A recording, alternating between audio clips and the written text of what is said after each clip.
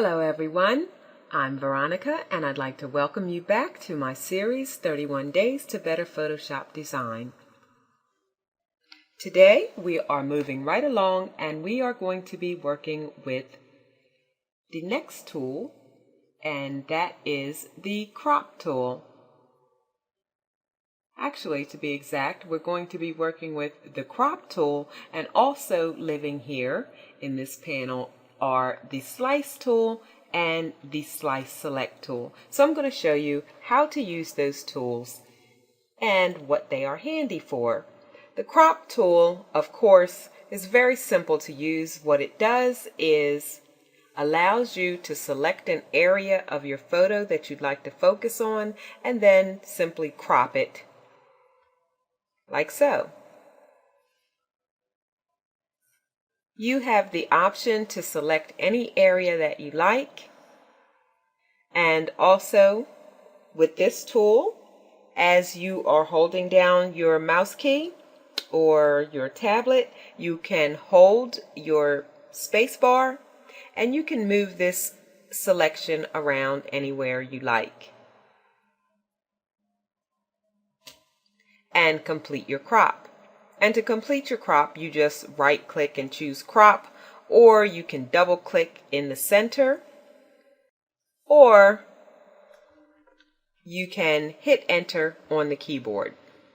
So those are the three ways you can complete your crop. I just showed you how to create a crop using freehand selection, which is basically all we did was selected out an area that we wanted to crop. Now let's say you selected out an area but you don't want to crop it. You can just simply hit cancel. Your next option is to come up here to your options bar, and you can see you have an option available to select width, and you can set your crop width, or your height, and you can set the crop height. You also can set the resolution for the image. So if let's say you're working with a print company or you want to print out at a certain resolution, 300 is popular, sometimes 120 or even 200. So you want to set your resolution, and then also you could set your pixels or inch. Okay, you could also have the option to use pixels or centimeter. This image I know is 300 dpi, so I'm going to leave my resolution at 300, and then I want to crop a 5 by 7 inch image. So what I can do is just type in 5. Once I hit enter, it automatically defaults to inches. So I could say my width is going to be 5 and my height is going to be 7, and that's going to give me a portrait style 5 by 7. So then I just come here, I grab my crop tool, and then I make my crop. And then I grab my move tool,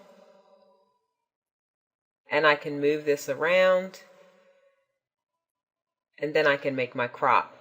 And then if I go to image size, you can see that I have a 5 by 7, 300 resolution. Okay, so let's go back, and this time we're going to do a landscape style. So we're going to do a 7 by 5, and we're going to come back again with our crop tool, and we're going to draw out the image. And it's automatically going to stop once it gets to 5 by 7. So no matter how much you keep dragging, you will not be able to draw anymore. So I'm going to hit cancel and then move that, and then I will just crop it. And then once again, if I come up here to image size, you can see that I have a 7 by 5 at 300. And then I'm going to do this one more time, but this time I'm going to change to a resolution of 240 pixels. And then I'm going to do a 5 by 7.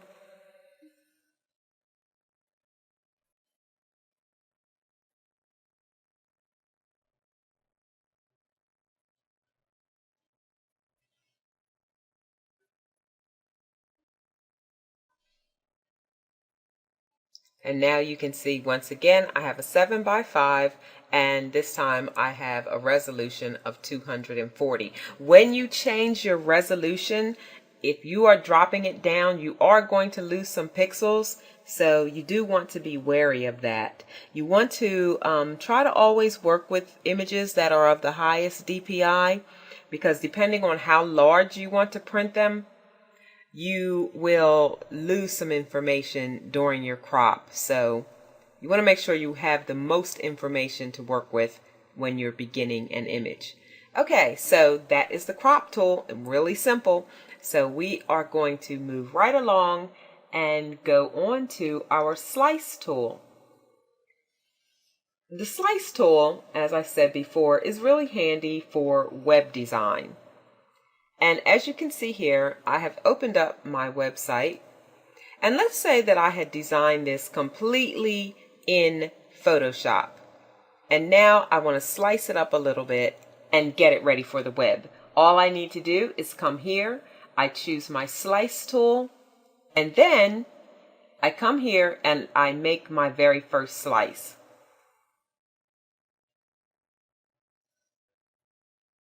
And I'm just going to do this really quickly. So you can see here that now that I have my first slice done, it comes up here and it tells me number 1. So that's my number 1 slice. I can now come here and slice here.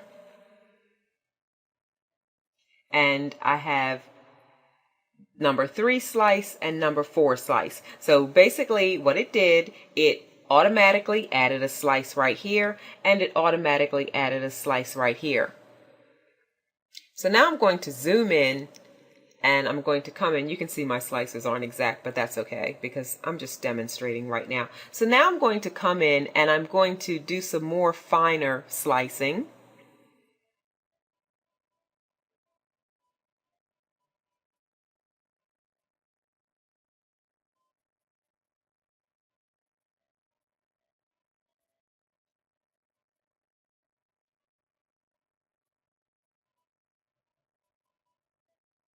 Okay, so I'm just going to stop here. I'm not going to slice anymore.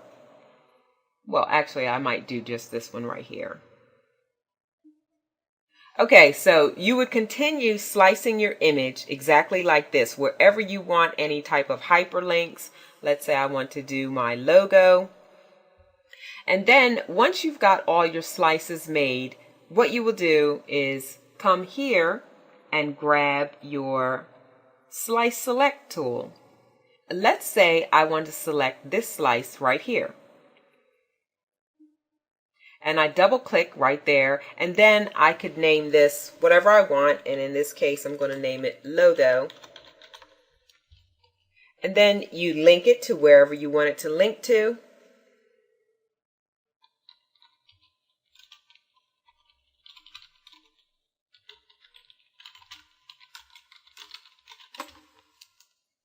You could add a target if you want it to be blank. If you want it to open in itself, you can add some message text or an alt tag. And for an alt tab, I'll say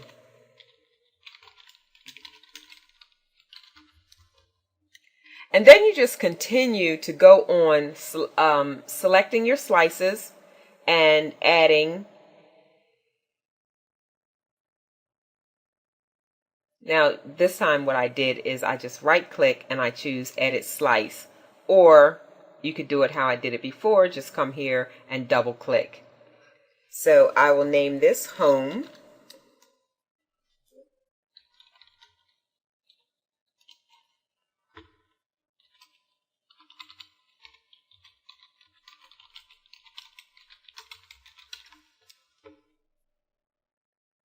And then you could come over here and begin linking all these buttons as well.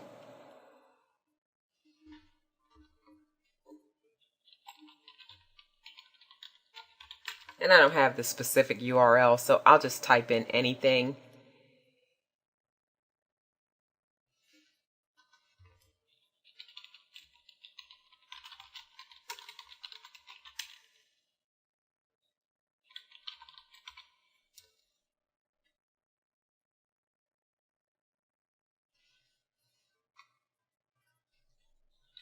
I forgot to name the other buttons, but that's okay. You know what to do. You don't have to name these, or you can. You can use the defaults, but it is better to name them so that you know what they are when you go to upload them on your server, or if you ever need to search for them as well.